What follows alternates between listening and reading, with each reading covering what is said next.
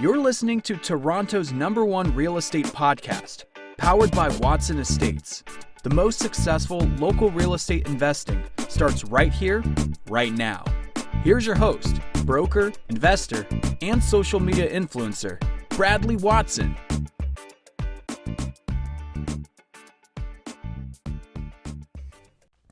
Good morning, investors. Bradley here from Watson Estates. I hope you had a fantastic weekend. As we left off on Friday, we had nothing to say but the fact that we were in a giant bubble. Well, today, the Toronto Sun is going to try and tackle that problem and see if there's a solution that points to a greater real estate market that's being ignored by the international community. Before we get started, make sure you hit that like, subscribe button. We're going to continue to put out fantastic content. We are the largest, fast-growing podcast for Toronto real estate on iTunes, Spotify, and Google Podcasts. So we're going to answer these questions today. Number one, are we able to successfully counter the Swiss bank UBS claim of us here in Toronto being one of the largest bubbles in the world? And then, what's a better measure of identifying a housing crisis in Toronto, if not the one that they've provided? And then to wrap this all up, are Canadian real estate buyers walking away from purchases, which would obviously point to a housing challenge or a housing crisis? Well, let me tell you this before I get started. I was really hoping, I didn't want to do a podcast yesterday. I was hoping that the Toronto Real Estate Board stats would come out this morning and that we'd be able to talk about that. Right. But I'm so disappointed. It looks like they're actually delaying it. I don't know why. We've actually seen the ones from Vancouver already come out, but it's finally giving me more of an appreciation for the disappointment that your grandpa feels when he sees your man bun. Or how about this? The finale for the reality show about the flat earthers trying to find the edge of the world. I'll tell you this, don't waste your time. I'll spoil it and tell you it was no cliffhanger. And you know what they say about cliffhangers. All right, let's jump into this, guys. I hope you're ready to have some fun. Okay, question.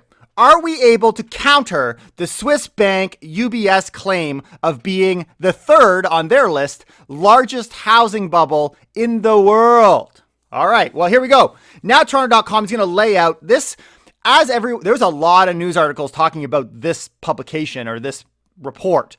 Well, now Toronto.com is the winner because theirs rose to the surface. So I'm going to just use their article as a brief highlight, a reminder if you missed our podcast on Friday. Toronto real estate is sitting on a high-risk bubble, says a report. Here's some of the highlights. We know the CMHC spring outlook suggested that we could bottom out in prices in Toronto to $739,000 in 2021. And a recent report from Moody's made an even more conservative prediction that Toronto home prices could fall 9% next year. Well, we've been tracking that as well. And the Canadian government and banks are delaying the COVID-19 impact with low mortgage rates, deferrals, financial assistance via CERB and other programs. But the UBS report argues that a decline in the rental market and the rapid inflation of prices from the previous dozen years are reasons to expect a correction. The rising Canadian dollar will also disincentivize foreign investment, but the hot Toronto real estate market repeatedly shrugs off the sky is falling concerns. So there's a little bit of a highlight. We were on the top. We're at the top of the list. Go back and listen to that podcast if you missed it. But we've got a lot of doom and gloom, right? The sky is falling. The cliff is falling. Falling into space, right? Or do they not? I guess flat earthers don't believe in space either. I don't know. Okay. So up rises our chief contender, ready to tackle it, taking that front spot on the local news when you look up Toronto real estate. Braun, it's an opinion piece. Hate to burst your bubble, but real estate still strong. Let's see how they do. COVID and a hot real estate market have put Toronto in a double bubble. This is the only city in North America where houses are deemed to be so overpriced, they're in a housing bubble. Third year in a row, Toronto real estate has been flagged as overpriced. The bubble designation comes courtesy of Swiss bank UBS in its annual roundup of 25 cities around the world, and where we've beaten, I don't know if this is a good thing to say, but we beat cities like London, New York, Hong Kong for super expensive real estate. And this is based on local rents and incomes. Okay, here's key. So this is what they say. Globally, Toronto is consistently chosen as one of the best places to live. The city is a manageable size. The schools are good. It's comparatively safe here. And the Canadian banking system is solid. If I could just add, I saw Daniel Foch on Twitter, F-O-C-H. How terrible a name when someone always has to clarify your name. Imagine you're listening to Watson Estates. That's WATSON Estates. Well, here's what he said. To put Toronto's 127,000 person population increase last year in a global context, Delhi has added an average of 730,000 new residents per year over the last 20 years. So Toronto is spanking, like that disappointed parent of yours, is spanking the world, the major cities of the world. Well, what's causing this trend? What's the movement, and why do we see such inflation in smaller communities? Well, number one, we got younger buyers, or I guess mid-sized buyers, right? And it's prompted, they say, others to flee the city for smaller communities in Ontario, such as Flesherton, Thornbury, or Collingwood, where there's way more bang for your real estate buck and a good environment in which to raise kids. But the problem is, the double problem is you got seniors too, right? They say space concerns have caused older buyers to put their downsizing plans on hold. Maybe now, when your garden offers peaceful space for socially distanced entertaining, is not the time to shrink everything into a 600 square foot condo. I haven't seen a ton of stats of seniors running to condo living. It was always an idea, but even pre-COVID, I never really saw that as a general trend. It seems to be mostly investors or international people moving into our city that seem to buy up those properties. But if that's the case, the other thing I've noticed that apart from this argument here, that the older buyers, they weren't really down, they weren't moving. Like they didn't want to downsize, I guess, or they didn't want to go into homes and sell the inventory, which causes this other problem. And we've talked about that in the past too. So you've got these generational conflicts, but every sign right now, regardless of what happened pre-COVID, is now saying, screw the city, I'm going where I can grow some plants, right? Well, we got Boris Kolodov, an agent with Royal LePage, says this. He sees a softening in the condo market and attributes part of that to first-time buyers not purchasing right now. A statement from Royal LePage says the luxury condo market has softened down a tad in Toronto at 1.6. This is luxury condos, guys. Down in Toronto 1.6 and in GTA 3.6, which could mean more choice for those intending in a high-end condo. So there's an opportunity for you as well. He knows people are leaving Toronto, but it's not necessarily to leave the city just because you're working from home. The city's attractiveness is not going to go away. Toronto doesn't exist just to house office workers. This is the big debate. And the quote that they got, the best quote I think I've heard of this season, is from Brad Lamb. Here's what he said. We talked about this in our past podcast, but I'm going to say it again because it's great. It's a short-term reaction to a short-term problem.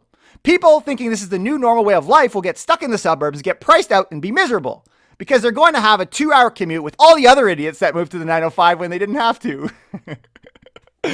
That's so good. That'll go down. That's like the quote of the decade, especially if we have a huge bounce back. It comes back into the city, right? The gutting of Airbnb as COVID kills tourism and the lack of students in our city means, yes, there's a glut of small units in downtown. They say, but good buildings in the right location with great outdoor space will do fine, and boutique buildings are doing very well. So if this article, remember where we came from, what this article was seeking to do was to try and convince us that we're not in a housing bubble, but what all it did is pointed to additional problems. So this article, in my opinion, was a very weak response, and it definitely didn't counter the bubble conclusion. In fact, in some ways, it actually strengthened it. And in trying to argue against a bubble, the Toronto Sun has successfully fulfilled the 3 steps to disappointing your audience. Number 1, overpromise. Number 2, underdeliver. Okay, here we go. So let's see if we can come up with a better way. All right, we're going to have some fun here. What's a better measure of identifying a housing crisis in Toronto? Well, I saw this article from, this is a great title for a website, doodles.mountainmath.ca. It's like, Bradley, how do you find these? I don't know. They find me. The article is called First Time Buyer Lorenz Curves. Okay. So they've got these guys and they're kind of studying what's a better way to figure out affordability and to calculate if we actually are in affordability crisis. Well, here's what they say. As we've argued on this blog time and time again, our housing crisis is ultimately a crisis for renters. Mean and Whitehead, which is a book they kind of talk about at the beginning of this article, take this view as well and argue the best metrics for housing affordability should be based on renters, specifically the affordability of renting and the ability for renters to access home ownership. So here's what they say. There are issues. Remember, we were talking about UBS comparing the amount of income you get versus the affordability? Well, they say there's issues with price to income, okay? The most widely reported income metric on affordability is price to income ratio, usually reported as a mean or a median multiple of market prices of all housing types to typically household income of all households, regardless of tenure. So we just take this big fat number and it's super easy to calculate, right? This is how much money you make, this is how much it costs, and there's our price to income ratio. Well, price to income ratio is an attractive measure because it's easy to compute. Data to produce it is readily available and it's easy to understand, but it suffers from a slew of problems, some of which were discussed here before. Mean and Whitehead conclude, this is what they say: we are highly critical of the simplest, the house price to earnings or income ratio. Despite the fact that it is the most widely used and is built into land use planning policies, the ratio provides no information on the distribution of outcomes across household types and income levels. It can be misleading as an indicator of changes in affordability over time, even at the aggregate level, and it is worrying that it is still widely used. I think this is already better than the Toronto Sun argument. And they go on to talk about all these different things, but what is this Lorenz curve? I'm going to summarize it for you for simplicity and time's sake. It says, to better understand the issues, first-time buyers face Mean and Whitehead employ the Lorenz curve. This is their alternate concept, this alternate theory they called the Lorenz curve. You can Google it, look it up. You probably find this article. This is trying to understand the question, what proportion of potential first-time buyers can afford what proportion of the housing stock? So we're not just dealing with, this is all overall money, this is the overall price, and therefore we're comparing us against London, right? What it does, it's very cool. So they've got this kind of little chart, and it's literally just like, it goes from 0%, which is your balance of the house value, and on one side, that's your y-axis. On the x-axis, you've got your income percentile of first-time home buyers. And it's just a straight line. And it's like, think about it. If I were to explain this, if you're in the bottom 10% percentile of making money, your income, then you should be able to afford a house in the bottom 10th percentile. Does that make sense? So the idea is, as you move up this curve of employment and you're in that top 90 percentile, you should be on the 90 percentile as far as what you can afford. Well, what they then do is they take this 0 to 100 line and they map out individual cities on how they land. And the ones that are the most concerning, namely Toronto and Vancouver, when we look at a macro perspective, they look almost like a bow and arrow. Like you've got that straight line, but you have such low affordability for all levels all the way up. Whereas when we look at places like Montreal, Calgary, Edmonton, they kind of balance and float around this line. In most cases, it's the lower income get hit the hardest. But in cases like Toronto and Vancouver, it would seem as though we are all screwed. We're all screwed. And it's not just there. Like they talk about here, we've got, what are some of these cities? You got Hamilton, looks similar, right? Victoria, Oshawa, very similar. And so these cities, Windsor actually looks great right along that line. Check this. If you guys have some time and you're looking, depending on what city you're on now, they don't have everything, but we've got like Guelph and Brantford, and you got London is in here. You can go check Cambridge. You can go check these out. See what your cities, the ones you're invested in, how they map out on this Lorenz curve. And the Lorenz curve, the point of this, it seeks to understand how difficult is the affordability at each income level, depending on where you are. I think it's great. And if anything, unfortunately, it does point to the fact that Toronto looks not so good. But it also tells me maybe this isn't just a low income or mid income problem.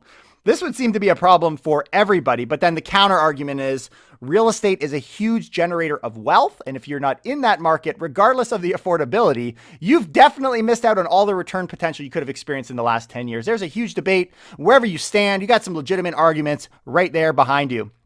But apparently it's not the poor struggling to afford home. It's all of us. Our city at this point just needs some Jesus. It's not too late. Book your tickets online for this Sunday. I hear the Church of Fake Laser Sounds has a seating shortage, so get them fast. They really need more pews. That's probably my favorite joke. So if you don't like it, just tune me out now.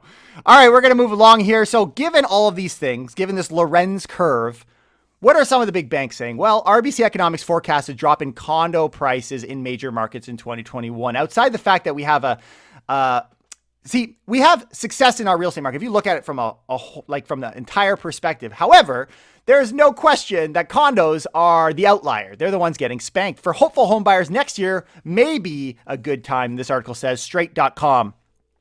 If it's a condo in big markets like Vancouver or Toronto that they're looking for, 2021 could be their lucky year. A recent RBC economics report forecasts a softening of condo prices in major residential markets. They say this, the economist from RBC, quote, "The bottom line is we expect condo prices to weaken in larger markets next year." How about that? Moreover, the growing penchant for single detached homes is supporting stronger price increases in that category. In his latest report on September 30th, he wrote the impact of COVID-19 is on the housing market is complex, and it led to a diverging price trends among regions and housing categories. And we feel that. The funny thing is this is not new. Like, we've seen this disconnect between low rise and condos pre-COVID. It just was the opposite. It seemed to be favoring the condos. And pre-2017 speculation tax, we had it too. There was this huge divergence, this huge confusion of why would you even own a condo? You could have held a condo for 5 years and with all the fees to sell it, made no money at all. Yet detached homes were exploding in value. Maybe this is just a flip switch. And will that switch flip back? Who knows? But everyone, if you remember, was panicking over CERB. They were panicking over the mortgage deferrals. Not to say these aren't things we got to be paying attention to, but what did we say here at Watson Estates was the biggest pain point that we were looking out for? And when I say we, I mean myself and I. Well, we were thinking about rental evictions and Airbnb, but really the rental space, right? That could have a serious issue. So how does that proof pudding taste, friends? All right. Globalnews.com, tenant requests for help spike after Ontario lifts moratorium on evictions. I won't jump into this too much, but just speaking to this issue, this was a London article, came out of London, Ontario. Craig Cooper, manager of homeless prevention for the city of London, speaking, says they're getting an increase in requests for help. Well, there are real issues for some tenants, right? But some of them, you'll remember, were just playing stupid games and now they're caught. They must have been using a Wii U. Oh, come on. Those are the dumbest ones I can think of. What about you? You agree, right? It was clear Nintendo needed to make a switch. Quote, "This is simultaneously shifting demand from condo apartments to single detached homes and other low-rise categories, the increasing the supply of smaller condos is in core urban areas." Because it's not just a problem of lack of demand. It's also a problem of supply. According to, this is a Toronto Stories article, Toronto continues to have the most cranes of any city in Canada or the USA. If you didn't see this article, that's okay. There's too many to keep track of, but you definitely want to know about this one. According to international property and construction consultancy firm Ryder Levett Bucknell's Q3 2020 North American Crane Index. What do you do for a living? Oh, I manage the North American Crane Index. There are currently 124 cranes erected across the city, catapulting Toronto into a league of its own for active crane counts on the continent. Toronto's crane count has increased since the last survey, as 3 more cranes have been erected in the months that followed. Here's the numbers. We make up, in Toronto, 29% of the total cranes of North America. Guess who's second place? It's Seattle, and they have 12%. It's a whole other level, guys, a whole other level. And this is not new. We've had an unbelievable number of cranes for the past years. It's just we've had a tightness of supply that apparently ceases to exist in the condo space these days. And so now we're caught. And this is obviously the combo, right? Once you combine the declining demand and the boosting supply of new condos, you can better understand the gravity of the situation. Hey, maybe I'm onto something. Maybe gravity itself is the disappointment. Flat earthers, it always lets me down. And the advice some give is right now, given this, is you can get a deal in the condo space. But my opinion, similar to RBC here, is I don't think it's the good timing yet. That's my opinion. But if you want to get a deal, absolutely, there's deals for you. But we won't fully know until Treb decides that it's the time. This is the moment to flood the news with our September stats. All right, I'm not going to leave you guys hanging too much. We're going to talk a little bit about September stats because yes, Treb, which is the core one you want to get these stats from, hasn't released their info, which we will dive into deep when they do. That doesn't mean we don't have some insider info on the market stats.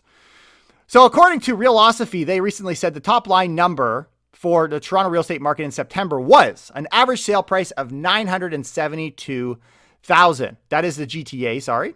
And that is an increase of 15% year over year and an increase in sales of 39%, a month of inventory at 1.7%. That's hot. That is one hot market. If you look in Halton, Sales growth is up 73%. York up 50%. Durham 55%. And Peel 45%. But did you expect anything less after the last few years of heat that we've experienced? Speaking of heat, congrats, Heat. You won the basketball game yesterday night. Number of sales, flat month to month. So as I was kind of looking at some of the trends here, I was expecting a bit of a downward trend. But what you look at the last few years, it seems to line up that you would have flat month over month sales. Because we look year over year, sales are up 39%, but that's not a true indication because obviously we've seen huge boosts in the last year.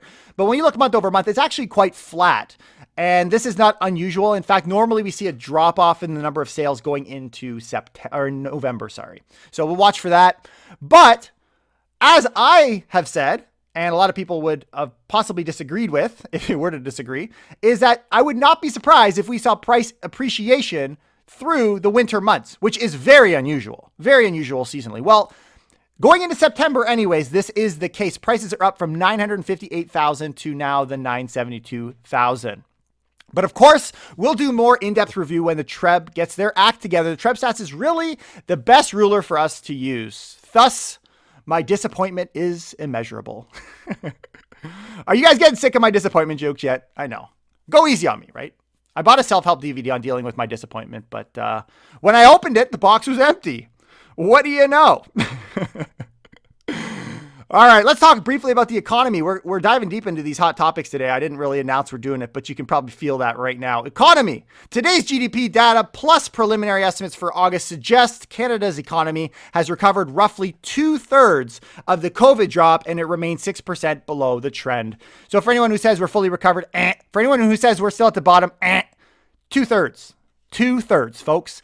Now, I got an email this morning as I was actually putting this podcast together that speaks to this idea of delays by lenders. I find this interesting. I get periodic messages and e-newsletters that I've accidentally subscribed to in the past. And they say this: in the past, a mortgage transaction would typically close in 3 to 4 weeks. But during the COVID-19 pandemic, some deals are taking much longer than that. In the past few months, this individual has said, I have had deals that have taken 6 weeks to close. And so he says, I would like to advise you to tell your clients to start the refinance process at least 6 weeks before you need the money, and also make your closing dates at least 6 weeks away on any purchases. These aren't just the little guys. They're talking about the primarily A lenders are taking longer than usual. The reason that they're saying is because they're understaffed at the moment. They're busy. All right, CP24. I want to do a little bit about COVID. Ontario sending staff to help Toronto Public Health after unit suspends individual contact tracing. Well, it turns out that the Toronto Public Health can't stand on its own 2 feet anymore. You know what has 4 legs and is full of disappointment? Toronto's parents. Don't worry, Papa Ford got you. He'll save you. And so they're going to be dispatching 200 additional staff to help with this contact tracing efforts, which they pretty much stopped doing in settings like schools and long-term care homes and hospitals because they just couldn't keep up. So hopefully you got a track on that. But clearly COVID is taking off. In fact, 44% of Toronto's outbreaks linked to restaurants, bars, and entertainment venues, according to dailyhive.com. And those are big numbers. Eileen De Silva, who is the medical officer of health for the city, says that socializing in bars and restaurants is contributing to significant exposures and outbreaks like in Yonge Street Warehouse, which created 1,700 exposures.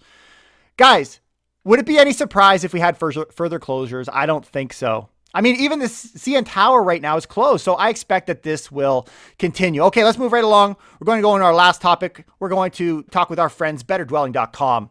Are Canadian real estate buyers walking away from purchases? Because if they were, that'd be sure bad, no?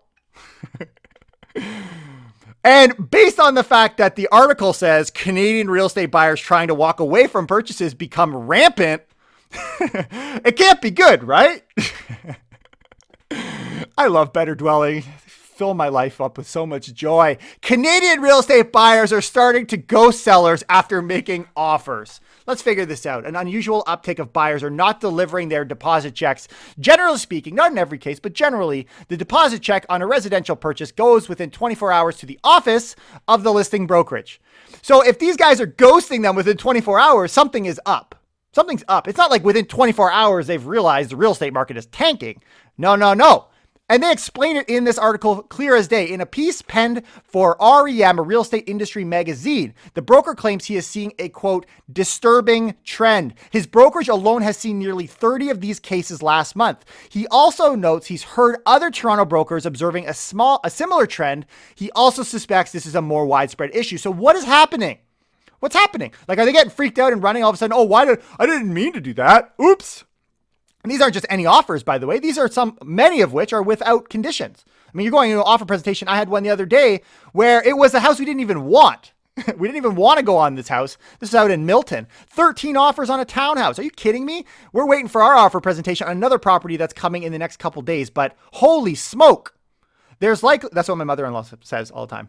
My mother-in-law she's actually from Vietnam. She's Cantonese. And she says, holy smoke. I love it. There's likely more than one reason this happens, but the broker believes this is a result of multiple offers. He speculates buyers might be placing offers on more than one place just in case they don't get the first one. Oh, I get it. So you're not walking away because the market's crashing. You're walking away because you're stupid. Buyers, sometimes on a bad advice of an agent, oh yeah, no, it's definitely the agents, place an offer on more than one house thinking they can walk away. That's good advice. That's smart moves.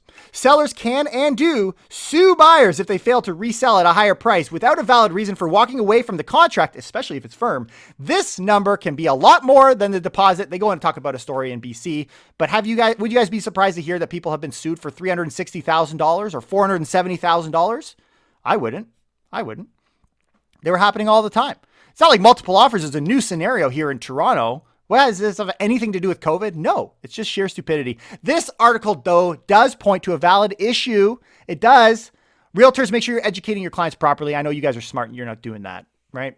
But I'm still waiting. I'm still waiting for positive news from Better Dwelling. I've been waiting for a crash. These guys have been waiting all year. And after a disappointing late summer, Humpty Dumpty is really hoping for a great fall. And just a quick story I thought I'd leave you with just for fun. I've been waiting for an opportunity to place this, and this idea of multiple offers, I thought this is a good time. So I had a property close a couple months back, and we went into a multiple offer situation. It was us and one others on a condo in Mississauga. Funny enough, we probably made $100,000 on that condo at the timing of the purchase because we waited until COVID kind of got its full effect and jumped in. But anyways, there is a form that we as realtors fill out called a Form 801. Any of you real estate professionals know that it's to protect buyers in the event of multiple offers. So you can say, hey, how many offers did you get? Send me the 801s. And this is a new program. It's a great idea. Well, in this case, the other buyer didn't have a Form 801. So let this be a lesson to you to send one. And so I said to the seller, well, can you send me the first page of the offer? Just black out the names and the details and send it so I get proof for my client. Well, they shouldn't have blacked it out electronically because I know people and people, meaning my clients, knew the price of the other offer. And needless to say, we won. They got a great deal. And after all is said and done, you guys got to be careful. Be careful, use your 801s, follow things by the rules, make sure you're protecting your clients, and make sure you guys aren't being stupid. Get connected with people that know what they're doing. And every so often, a fun story that in this case led to a positive result for myself and hopefully the other guy's not listening. Not that anybody would ever know. All right, I'm going to wrap it up here. I'm just still kind of thinking, what am I going to do for Halloween? Is Halloween even a thing? I don't know.